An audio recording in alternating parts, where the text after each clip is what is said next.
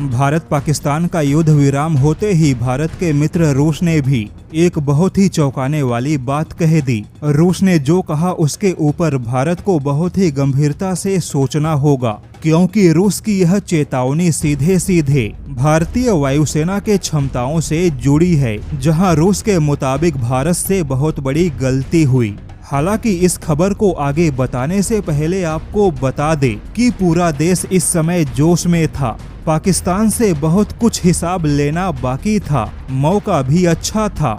पाकिस्तान की front line क्षमता को भारत की सेना ने मिटा दिया था। सोशल मीडिया पर पीएम मोदी की लोकप्रियता एक नया रिकॉर्ड बना रही थी, लेकिन अचानक से युद्ध विराम की खबर ने पूरे देश की जनता को चौंका दिया और अचानक से पूरे सोशल मीडिया पे युद्ध विराम के प्रति नाराजगी देखी गई। वहीं ट्रंप के युद्ध विराम करवाने के पोस्ट ने एक तरीके से पीएम मोदी के राजनीतिक लोकप्रियता को भी झटका दे दिया। युद्ध विराम का अंदाज कुछ और हो सकता था, लेकिन अचानक जो युद्ध विराम हुआ उसे देश की जनता का समर्थन नहीं मिला। हालांकि इस मुद्दे पे राजनीति करने वाले अपनी राजनीति करेंगे, लेकिन हम बात करेंगे हथियारों से जुड़े उस मुद्दे की, जहां रूस ने भारत को सावधान किया। जैसा कि हम सभी ने देखा, रूसी मिसाइल डिफेंस ने पश्चिमी देशों के रूसी हथियारों के झूठे प्रोपेगेंडा से हटके भारत की सीमा पर खुद को साबित किया।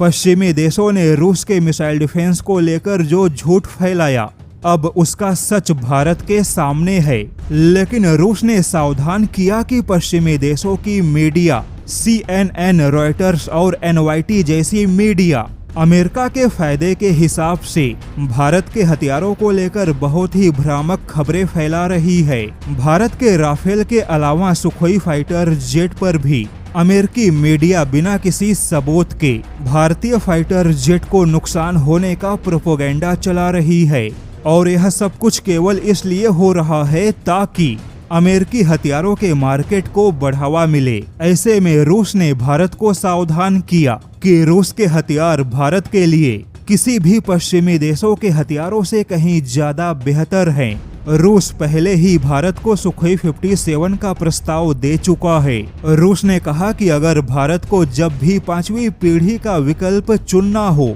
तो भारत को सुखोई 57 का ही चुनाव करना चाहिए। भारत ने अगर पश्चिमी देशों के फाइटर जेट का चुनाव किया तो यह भारत का गलत फैसला भी हो सकता है, जबकि रूस का सुखोई 57 5वीं पीढ़ी का होने के साथ में भारत के परिचालन क्षमता के हिसाब से उपयुक्त है। वहीं सुखोई 57 से दुनिया की सबसे लंबी क्रूज मिसाइल को भी फायर किया जा सकता है, और लंबी दूरी के मिसाइल का होना कितना आवश्यक है यह बात अब खुद भारत को भी मालूम है, क्योंकि लंबी दूरी के मिसाइलों से ही अटैक करके भारत ने पाकिस्तान में घुसे बिना आतंकवादी ठिकानों को तबाह किया।